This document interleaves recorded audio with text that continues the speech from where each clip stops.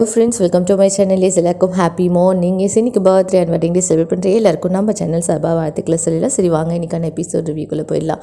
So again வந்து ஒரு continuity scene கொடுத்தாங்க. ஸோ நம்ம வீக்கோட அந்த ஃபோட்டோ ஷூட் பற்றி பேசினாங்க.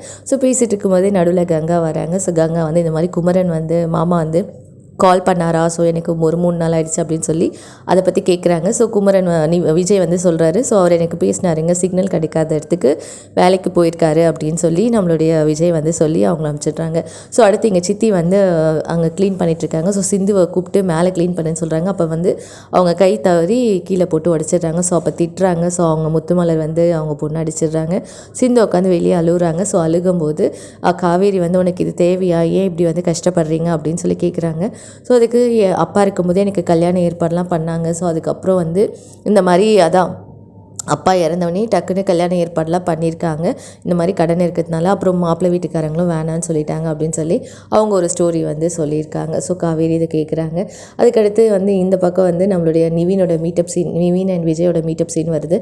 ஸோ அங்கே வந்து குமரனை பற்றி கேட்குறாங்க. எனக்குமே ஒரு 2-3 நாள் வந்து கால் பண்ணலை. அங்கே காஸ்ட்யூம் டிசைனர் மூலிமா போனாங்க இல்லையா, அவங்களுக்கு கால் பண்ணப்போ இந்த மாதிரி அவர் வந்து இல்லை, இங்கேருந்து வேறு இடத்துக்கு போயிட்டாரு அப்படின்ற மாதிரி சொல்கிறாங்க. சரி பார்ப்போம், நம்ம வந்து என்னன்றது நம்ம போய் தான் பார்க்கணும், இங்கே இருக்கவங்க மூலிமா டீட்டெயில்ஸ் கலெக்ட் பண்ணுறோம், அப்படி இல்லைன்னா நம்ம போய் தான் பார்க்கணும் அப்படின்னு சொல்லி நம்மளோட விஜய் சொல்கிறாங்க.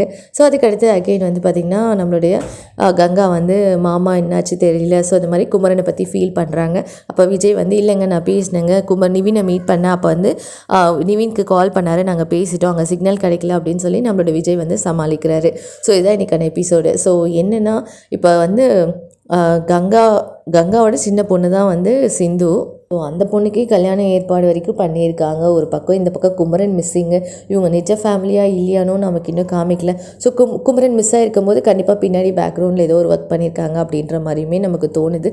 ஸோ நம்மளையுமே ஒரு முடிவுக்கு வர வைக்க விடாமல் பண்ணிகிட்ருக்காங்க. இந்த பக்கம் வந்து அவங்க மேலே சிம்பத்தி வர மாதிரி எல்லா சீனுமே க்ரியேட் பண்ணிகிட்ருக்காங்க. என்ன தான் சொல்ல வரீங்க, ஒன்றுமே புரியலையே எங்களுக்கு. ஸோ உங்களுக்கு என்ன புரிஞ்சுது அப்படின்றத கமெண்ட் செக்ஷனில் சொல்லுங்கள். நம்மளோட சேனல் ஃபஸ்ட் டைம் பார்க்குறீங்க அப்படின்னா சப்ஸ்கிரைப் பண்ணிட்டு பாருங்கள். மறக்காமல் நோட்டிஃபிகேஷன் பெல் ப்ரெஸ் பண்ணிக்கோங்க.